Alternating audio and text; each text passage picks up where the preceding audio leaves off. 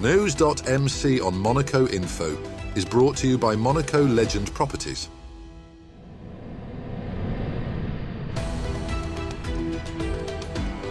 Bringing you news on Monaco's economy, culture, sports and more. Welcome to News.mc, your English rendezvous on Monaco Info. Coming up on News.mc, discover past week's top stories and meet the people who make Monaco. Hello everyone, my name is Gabriel Mallet and you're watching News.mc on Monaco Info. What's been making headline in the past week? His Serene Highness Prince Albert II attended a special screening of Blow Up on the 27th of May, hosted at the Théâtre des Variétés by the Audiovisual Institute of Monaco as part of its Tout l'art du cinéma programme. Michelangelo Antonioni's 1966 Palme d'Or winning film, set in swinging 60s London, remains a landmark of modern cinema, blending stylish mystery with philosophical themes of truth and perception. The event reinforced Monaco's commitment to preserving and celebrating cinematic heritage, drawing film enthusiasts to revisit one of the most iconic and influential works of the 20th century. World-renowned chef Nobu Matsuhisa returned to Monaco for 2 exclusive evenings at Nobu Fairmont Monte-Carlo on the 28th and 29th May, treating guests to a rare, immersive dining experience. Personally orchestrating a 6 to 7 course omakase menu, Nobu blended his iconic Japanese-Peruvian fusion with local ingredients like Mediterranean fish and seasonal vegetables. From charcoal-grilled specialties to delicate truffle sashimi, each dish told a story of culinary mastery honed over 3 decades. Guests also enjoyed Nobu's signature cocktails and finger foods, all crafted with his hallmark precision and flair. Celebrating 10 years in the Principality, Nobu's return reaffirmed Monaco's place on the world's gastronomic map. Monaco ended its 2025 Games of the Small States of Europe campaign in Andorra on the 31st of May with a record-breaking 44 medals, eclipsing its previous best of 33 from Malta 2023. The 123-strong delegation captured 16 gold, 13 silver and 15 bronze medals, finishing 4th overall behind Cyprus, Luxembourg and Iceland. Judo was Monaco's most successful discipline, with 7 medals, 5 of them gold, including standout double victories for Marvin Gaddo and flag bearer Sarah Alleg. 16-year-old Omeira Aubrey and teammate Abdu also impressed. The Principality's haul was further boosted by success in swimming and rhythmic gymnastics. During the closing ceremony, the JPEE flag was officially handed over to Monaco, which will host the next edition in 2027 for a 3rd time. Outgoing JPEE Technical Commission President Jean-Pierre Schobel called the event a fitting finale to his 15-year tenure. France has announced sweeping new anti-smoking measures following the example set by Monaco. From July 1, 2025, smoking will be banned in outdoor spaces frequented by children, including beaches, parks, school entrances, bus stops and stadiums. The initiative mirrors Monaco's bold public health reforms introduced earlier this year, which included a ban on disposable vapes, an increase in the legal smoking age to 18, and extended smoke-free zones across the Principality. French Health Minister Catherine Vautrin said the move is aimed at protecting young people and creating a new generation free from tobacco. Offenders in France could face fines of up to €135. Monaco's proactive stance is increasingly seen as a model across Europe for progressive anti-smoking policy. Monaco hosted the first European summit of the Global Women Business Leaders Network on June the 2nd, bringing together more than 100 female entrepreneurs from 16 countries. Organised by Johanna Houdrouge, the president of Monaco's Women Business Leaders Association, the event focused on fostering female leadership and building a more inclusive, sustainable economic future. Held at the Méridien Beach Plaza, the summit featured panels on AI, sustainability and entrepreneurship with an emphasis on mentoring, networking and intergenerational collaboration. Monaco's strong representation of over 70 women business leaders highlighted the Principality's growing role in driving gender diversity. Participants hailed from across Europe, united by their commitment to collaboration and innovation. The summit set the tone for the Global Congress in Athens this autumn. Monaco reaffirmed its commitment to human rights as it marked 30 years since ratifying the UN Convention on the Elimination of All Forms of Racial Discrimination on June the 3rd. Her Excellency Isabelle Picot, Monaco's permanent representative to the United Nations, was elected president of the 31st meeting on the Convention, an honor reflecting the Principality's active role in promoting equality and dignity. Separately, His Serene Highness Prince Albert II received letters of credence from 4 newly appointed ambassadors representing Oman, Andorra, China and Lithuania, further reinforcing Monaco's global diplomatic engagement. His Serene Highness Prince Albert II has appointed Philippe Metou as Monaco's new Minister of State effective July 4th. Metou, having been a member of the French Council of State and now at SNCF, has a distinguished career in the judiciary and public service, including key roles in the Ministry of Justice and the fight against corruption. He also served as a legal advisor in several government ministries and currently holds senior compliance roles at SNCF. The Prince expressed sincere gratitude to Isabelle Berroamadei for her interim leadership over the past 6 months, praising her dedication, professionalism and deep understanding of state affairs.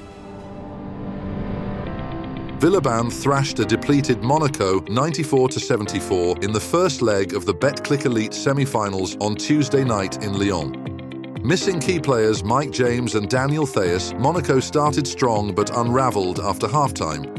Despite briefly taking the lead in the second quarter, the Roca team crumbled under defensive pressure and poor discipline, managing just 29 points after the break. Asvel, meanwhile, were clinical. Tight defence, sharp ball movement and 51 points off the bench sealed a dominant win. The Roca team bounced back in style, defeating Asvel in Game 2 of the Betclic Elite semi-finals to level the series and reclaim home advantage.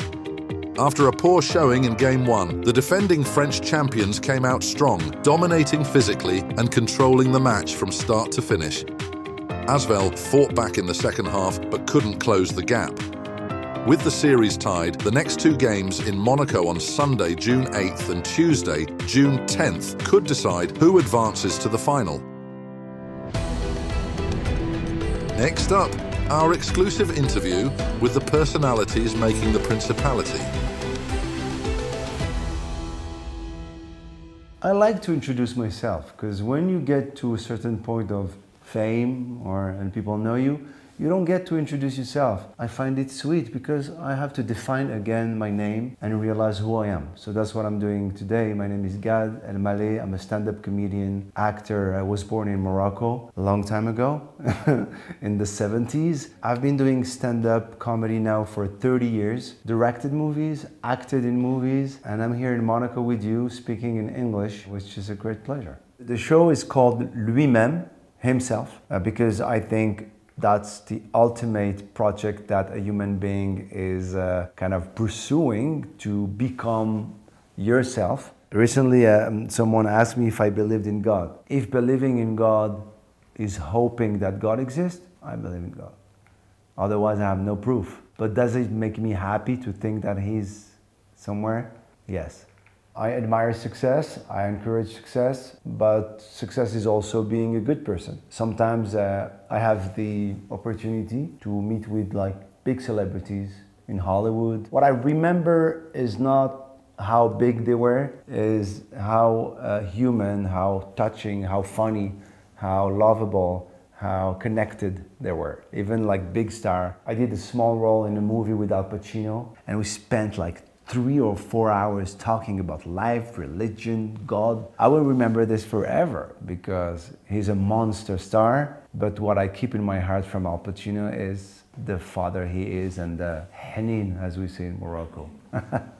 I had this, I always call it a flame. I always call it a light, burning all the time. The dream of becoming an artist, a performer. I was obsessed with, shows they do at school. I was only focused on this.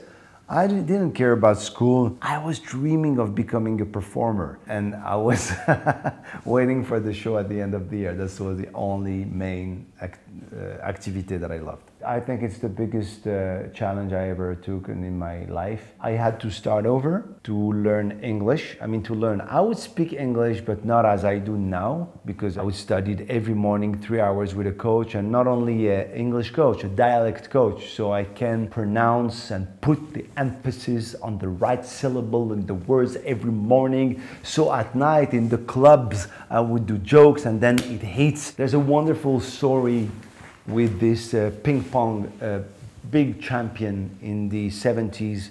He broke his wrist and then he had to learn again how to play with his left hand. And he said, you know what? Relearn and starting over with my left hand taught me so many things I didn't know about my right hand. And it's so interesting. Trying to find my words on stage in English when I was working so hard. It was difficult. But when I came back, French seemed not only easy, but I learned new things and I was stronger. The first thing I saw when I met with the Prince of Monaco that really seduced me is the sense of humor. I think, honestly, to be able to have sense of humor is such a gift and such a light in your life. People with no humor, it's a little bit complicated. I'm a fan of people who are witty, spirit, what we call street intelligence, like organic, natural intelligence and sense of humor. I'm trying to educate and learn, teach that to my kids. This is very important. I remember shooting a movie in Monaco, Priceless, with Audrey Tautou. And I came to Monaco and I was like, wow, this is such a great place. I want to be here, I want to know these people. There's a palace up there? Really, a palace with a prince? I want to know this guy. I want to know this family. Who are they? And then a few years later, I became so close. Obviously, my relation to Monaco is every day, obviously, because my son lives here. He goes to school here. His mom lives here. So I have a real connection to Monaco. I love it. I kind of love it, and my son loves it.